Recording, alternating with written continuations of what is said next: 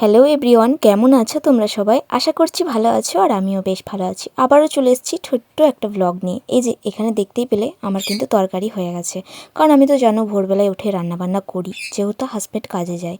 তবে আজকে আমার ভাতগুলোর কি অবস্থা, গলে ঘ্যাঁট হয়ে গেছে।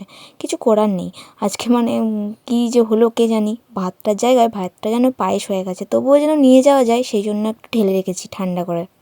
আসলে প্রেসারে ভাত করলে না এরকমই হয়। তো আজকে বন্ধুরা কি বলবো, আজকে আমার হাজব্যান্ডের জন্য আমি রান্না করেছিলাম, এমন রান্না করেছি ভাতটা হয়ে গেছে পায়েস, আর তরকারিটা ঠিকঠাকই ছিল। তো মানে আজকে আমাদের হচ্ছে একটুখানি যেতে হবে 2 কিলোমিটার এরকম, নাকি রাঙামাটি কত 5 কিলোমিটারের মতন দূর আর কি। সেখানে আর কি পাথর ভাসান হয়, ওটা একটা মানে কি গাজন ওরকম টাইপের একটা কিছু মনসা পুজো। তো আমি একদমই কিছু জানি না, কারণ আমি একবার গেছিলাম বিয়ের পর, তো তারপর আর যাইনি। আমার হাজব্যান্ড প্রতিবারই যায়, তো সে জানে, প্রত্যেকবার যাই গো। দিয়ে পরে মানে এইবারে আর কি আমাদের পাড়ার কয়েকটা মেয়েও এসছে বিয়ে হয়ে, তো তারাও আর কি জোর করছিল যাওয়ার জন্য। তো সেই কারণে আমি বলছিলাম যাবো, তো আমাকে একা ছাড়বে না বলে দেখো আমি এত কষ্ট করে রান্না করলাম, কাজে গেল না। শুধুমাত্র আমাকে একা ছাড়বে না, আমাকে ধরে নিয়ে চলে যাবে সব ছেলেগুলো। তা তুমি কেন কাজে যাও নাই বলো? হ্যাঁ, তাহলে তুমি কেন কাজে যাও নাই বলো? আমি জানি না, আজকেই শরীর খারাপ হয়ে গেল। আমি যখন ভোরবেলায় নয়, আজকে সকালে উঠে রান্না চাপিয়েছিলাম এই কটার সময়, তখন কটা বাজে 6টা। তো দেরি হয়ে গেছিলো বলে প্রেসার কুকারে চাপিয়েছিলাম ভাতটা, আর ভাতটা 5টা নয় 5টা জায়গায় 10টা সিটি হয়ে গেছে। মাকে বলে যায়নি, মা জানে কি চাপিয়েছি না চাপিয়েছি অত জানেও না। তো অতগুলো সিটি হয়েছে, ভাতটা একদম পায়েস হয়ে গেছিলো। তো ভাতটার জন্য কোনো ব্যাপার না, ভাত না নিয়ে গেলো মুড়ি নিয়ে গেলেও চলে যেত। তো যাওয়ার ইচ্ছা নেই যেটাকে বলে আর কি, তো সেই জন্য যাইনি, আমাকে কষ্ট করে রান্না করালো। তো তারপরে এই যে আমি এখন চান করে নিয়েছি, আর চান করার পর ভাত চাপিয়ে দিয়েছি। আর এরপর একটু কাচতে যাবো, আর ওকে একটু বলছি আমার ভাইয়ের জুতোগুলো এনেছিল মানে বাপের বাড়ি থেকে, তো সেগুলো একটু দিয়ে আসবে ওইদিকে। তো চলো এখন দেখা যাক, যতটা পারবো তোমাদের সাথে ততটাই শেয়ার করবো। যাবো বলে সব ঠিকঠাক করেছি, এখন লাস্ট পর্যন্ত জানি না যাওয়া হবে কি না, যাওয়ার জন্যই ঘরে রাখা। তো চলো যাই হোক, ভিডিওটা দেখতে থাকো। এখন দেখো এই যে আমি বাসনগুলো সব জড়ো করে রেখেছি, জলখাবার খাওয়া হয়ে গেছে। আমার হাজব্যান্ড যে আমার বাপের বাড়ির নাম করে কোথায় গেছে এখনও পর্যন্ত আমি জানি না, মানে এখনও বাড়ি ঢুকেনি, 11:45 বাজছে। আর এদিকে বাঁধাকপির তরকারি হয়ে এসছে, এরপর নামাবো। আর এদিকে মা করেছে মাছের ঝাল দেওয়াটা, যেহেতু 11টা বেজে গেছিলো, আদিকে খাওয়ানোর ব্যাপারটা ছিল, আদিকে আমি খাওয়াচ্ছিলাম, আর এদিকে মা করেছে এই যে মাছের ঝাল দেওয়া। আর কিছু সেরকম হয়নি, ওই যে ভাত হয়েছে ব্যাস। আর সকালকার একটু তরকারি মনে হয় আছে, যেহেতু আমার হাজব্যান্ড খায়নি আর শ্বশুরমশাইও খায়নি, এখনও কাজে গেছে।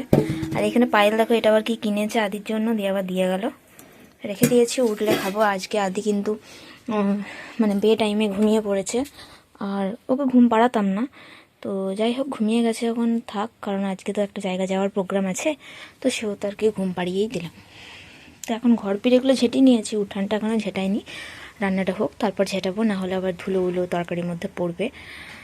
তো ওইদিকে কিছু কাচাকুচির করলাম রান্না করতে করতেই, মানে আজকে এত তাড়াতাড়ি কাজকর্মগুলো করেছি, মানে কি বলবো, ভাত যখন হয়ে যায় তখন আমার বাটা নেই, কুটা নেই, কোনো কিছু সবজি টবজি কিছু কাটিও নেই, শুধু মাছটা ধোয়া ছিল ব্যাস। তখনই ভাবলাম যে আঁচটা তো কমাই যেতে পারে না, আমার কি জানো তো, মানে কি, তাতে কাঠের উনুন হোক বা কয়লা হোক বা গুল হোক, আমার মনে হয় আঁচটা কামাই গেলে আমার কেমন একটা লাগে। আমার আগে উনুনটায় চাপাই, তারপর আমি খাবো, তাতে আমার খেতে যদি 12টা বাজে 1টা বাজে কোনো অসুবিধা নেই। তো সেই কারণে আমার মানে খুব খারাপ লাগে আঁচটা পুড়লে। তো আমি ভাবলাম এখন কি করা যায়, এখন তো বাটাও নেই, তরকারিও কাটা নেই, বাঁধাকপিও সিদ্ধ নেই, মানে কোনো কিছু করা নেই আর কি। তো তখন ভাবলাম ওই যে মাছটা ভাজি, আর মাছ ভাজতে ভাজতে সামান্য কয়েকটি পিস ভাজতে ভাজতে আমি সর্ষে বেটেছি, আদা রসুন বেটেছি, প্লাস বাঁধাকপিটাও কেটেছি। তারপর মাকে বললাম যে তুমি ঝাল দিয়াটা চাপাও, আমি আদিকে খাওয়াই। মা ঝাল দিয়াটা চাপিয়ে আবার বাঁধাকপিটা ধুয়ে পরে সেদ্ধ হতে দিয়েছিল, তারপর আমি আবার বাঁধাকপিটা চাপালাম। তো অনেকটা, তার মধ্যে আবার আমি খেয়েছি, কারণ আমি জানি আমার হাজব্যান্ড যখন দেরি হচ্ছে তিনি নিশ্চয়ই কোথায় আড্ডা দিচ্ছেন। তো যাই হোক, যেখানে আড্ডা দিচ্ছে দেখ, ঘরে আসুক, তারপরে ব্যবস্থা হবে। তো আমার এদিকে দেখতেই পাচ্ছ রান্না কিন্তু একদম প্রায় শেষের মুখে। কোথাও যাবো মানে চিন্তা থাকলে না, তখন তাড়াতাড়ি মনে হয় যে কাজগুলো খুব তাড়াতাড়ি সেরে নিই, তো সেই কারণে তাড়াতাড়ি হয়েও গেল, বেশ ভালোই হলো। তাড়াতাড়ি বলতে কি, এখন 12টা বাজছে, তাহলে বলো আর কত লেট করব। তো চলো, আজকে সকাল থেকেই মাথায় একটা জিনিসই ঘুরছিল, এই যে রান্নাবান্না হলে আমি টিয়া পাখির জায়গাটা আগে পরিষ্কার করব। কারণ জানি না এরা কেন যে এত নোংরা করে, আমি খুঁজেই পাই না। এদিকে হাঁড়িটার অবস্থা দেখো কীরকম করেছে। আমি বুঝতেই পারছি না এই দুটোর মধ্যে ছেলে মেয়ে আছে কি না। মানে আমরা তো স্কুলে তো বুঝি না। এবার তোমরা যদি কেউ চিনতে পারো অবশ্যই কিন্তু কমেন্ট করে জানিও তো, যে একটা ছেলে একটা মেয়ে নাকি না দুটোই মেয়ে। তো যাই হোক, এখানে আমার হাজব্যান্ড হাঁড়িটা খুব ভালোভাবে বেঁধে দিয়েছে। আর তারপরে এই চিন্তাই করছি যে দুষ্টু মিষ্টু আসলে ডিম দেবে, তো এত কষ্ট করে খাঁচাটা কেটে হাঁড়িটা রাখলাম। তো যাই হোক, ওরা যা করছে করুক, ওদের মতন থাকুক, সময় হলে ওরা ঠিক দেবে আশা করছি। আর এইদিকে দেখো আমি নেল পালিশ পরে রেডি হয়ে গেছি, যাবো আজকে ওই যে মনসা পুজো দেখতে রাঙামাটিতে। আর আমি একটা জিন্স টপ আর আমার হাজব্যান্ডের সোয়েটারটা পরে নিয়েছি। কেমন লাগছে অবশ্যই কিন্তু জানিও। তো আমরা এখন দেখো টোটোতে বসে আছি, মানা আমি, এখনো কেউ আসেনি। তো এখন রেডি হয়ে আমরা বসে আছি, সবাই আসবে তারপর যাবো। তো যাই হোক চলো ছেলেগুলো। এদিকে হাতি বসে বসে দেখো মানে গুক্কা করছে ওর বাবাকে। ওর বাবা আর কি পাশেই দাঁড়িয়েছিল। তো যাই হোক, এখানে আমরা ওয়েট করছিলাম কাকিমা আরও কয়েকজনের জন্য, তো তারা আসেনি। তো সেই কারণে আমরা আর কি চলে যাচ্ছি, কি আর করব, ওদের জন্য আর কতক্ষণ ওয়েট করব। আর পাথর বিসর্জন দেখতেই তো পেলাম না, আমাদের কপালটা এতই খারাপ, এত লেট করে পৌঁছেছি, মানে এত লেট করে বাড়ি থেকে বেরোনো হয়েছে যে বিসর্জনটা দেখতেই পাইনি। মানে পাথরগুলো যখন তুলে নিয়ে চলে যাচ্ছে তখন আমরা দেখলাম।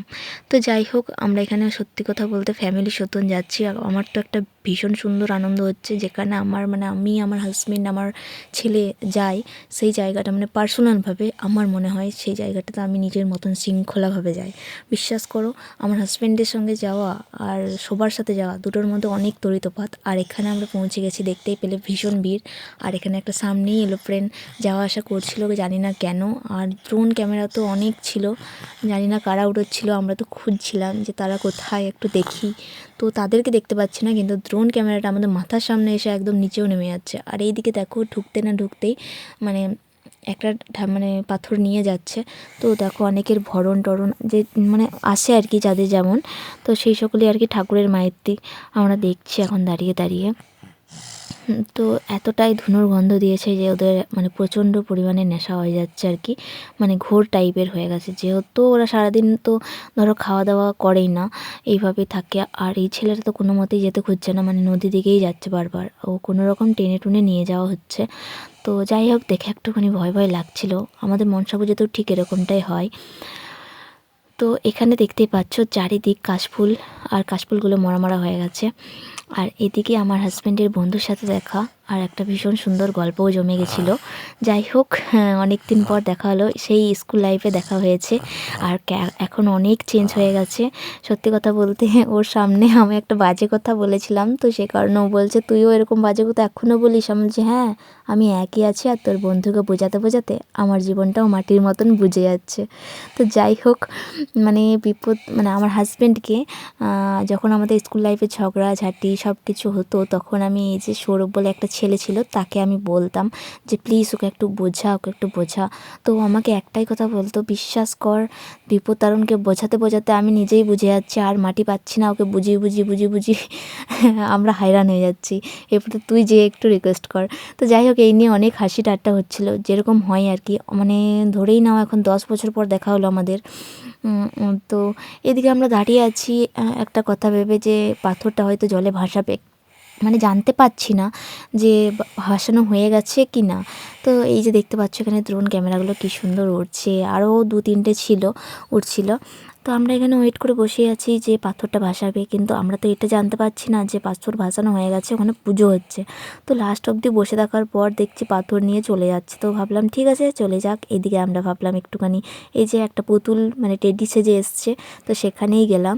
আর তারপরে আদিত্য এক ভীষণ কান্না। ও প্রথমে ভেবেছিল সেই বেলুনের যে টেডিগুলো হয় সেগুলোই হয়তো বিক্রি হচ্ছে। তো যাওয়ার পর ওকে যখন ধরতে যাই তখনই ও একটা ভীষণ কান্না করে, মানে ভয় পেয়ে যায়। আর আমি ভাবলাম সেই ফাঁকে একটুখানি হাতটাও মিলিয়ে নেওয়া যাক, তো সেই কারণে হাতটা মিলালাম। তবে আমি যদি হাত মিলিয়েছি ঠিক কথা, কিন্তু আমার হাজব্যান্ড আমার দিকে কট কট করে তাকাচ্ছিল। তো যাই হোক, কিছু বলেনি। আর আমরা এদিকে ঘর যাব, তো বেরোচ্ছি এদিকে এই যে। আর রাস্তায় এত ভিড় দেখতেই তো পাচ্ছ, আর কী রকম পরিমাণে ধুলো উঠছে। মানে জাস্ট এই যে একটা বড় পাথর, এটা যে ভাসবে এটা একটা কল্পনাও করা যাচ্ছে না। একটা পাথর কিভাবে ভাসে আমি তো কিছু খুঁজেই পাই না। একটা খোলাঙ্কুচি শুদ্ধ ভাসে না, তো একটা এত বড় পাথর কী করে ভাসবে, সেটা দেখার জন্যই আজকে নদীটা পুরোটাই লোকে ভর্তি। আর এত সুন্দর সুন্দর স্ট্যাচুগুলো করেছে, ভীষণ সুন্দর লাগছে। আর আমি তো বিয়ের পর প্রথম বছরে এসেছিলাম, তবে মন্দির টন্দির কোনো দিন আমাকে আমার হাজব্যান্ড ঘোরায়নি। তবে এবছর এসে সত্যি বলছি এতটা সুন্দর মন্দির, দুটো মন্দিরই খুব সুন্দর। তবে এই যে ভিতরে একটা ঠাকুর আছে, এই ঠাকুরটা পুরোটাই পাথরের। আমি তো যেতে পারছি না, কারণ আমার অসুবিধা, তোমরা সেটা জানো যে আমার এখন পিরিয়ড চলছে, তো সে কারণে আমি আর সামনের দিকে এগাইনি। যতই যাই হোক, ঠাকুরের সব কিছু আমি চাই না, হ্যাঁ দূর থেকেই দেখি। তো এতটা সুন্দর পুরো মন্দিরটাই কিন্তু পাথরের না কিসের বলছিল আর কি, আমার হাজব্যান্ড জানে। আর এই যে ঠাকুরটা দেখো, পুরোটাই সাপ থেকে শুরু করে সবটাই একদম পাথরের। আর ভীষণ সুন্দর ডিজাইনটাও করেছে মন্দিরটার, আর আমার তো ভীষণ ভালো লাগছিল। আর এইটা সামনে থেকে আমার হাজব্যান্ড করেছে, আমাকে দাঁড় করিয়ে রেখে আর কেউ গেছিলো। আর এই দিকে দেখো আরও একটা প্যান্ডেল, এই যে এইটা হচ্ছে আরও মানে দুটো ঠাকুর থাকে, তো দুটো মন্দিরও আছে দুটো পাড়ার, তো মানে বেশি দূর না, একটুখানি দূর। তো আমরা ভাবলাম দুটো ঠাকুরই ঘুরে যাওয়া যাক, তো সেই কারণে আবার এলাম একটা ঠাকুর দেখতে। আর এইটাতে প্যান্ডেলটা তো দারুণ করেছে, বলার কিছুই নেই। আর আদিকে তো আমাকে নিতেই হয়নি, আর আদিকে নিয়ে আমি হাঁটতেও পারবো না, বিশ্বাস করো, ওর বাবাই সব জায়গা নিয়ে গেছে। ওই যে আর একটা মন্দির, এই ঠাকুরটা কিন্তু হাতি গড়া, এটা কোনো মানে প্রতিমা নয়। আর এখানে প্যান্ডেলটা একদম সেরা করেছিল, তার জন্য প্যান্ডেলটাও একটু তোমাদের সাথে দেখালাম। দিনটা কিন্তু খুব সুন্দর কাটলো। যাই হোক, হাজব্যান্ডের সাথে ঘুরতে যাওয়ার মজাটাই আলাদা। আমার এখনও পর্যন্ত সেই বাচ্চা অভ্যাসটাই রয়ে গেছে যে আমি তোমার সাথে সব জায়গা যাব, এই জেদটা আমার এখনও হয়ে গেছে। বাচ্চা হয়েছে কি না হয়েছে আমি সে সকল মাথায় রাখি না, মানে সব জায়গা আমি আমার হাজব্যান্ডের সাথেই যাব। তো যাই হোক, ভিডিওটা এখানেই শেষ করলাম। কেমন লাগলো অবশ্যই কিন্তু কমেন্ট করে জানিও।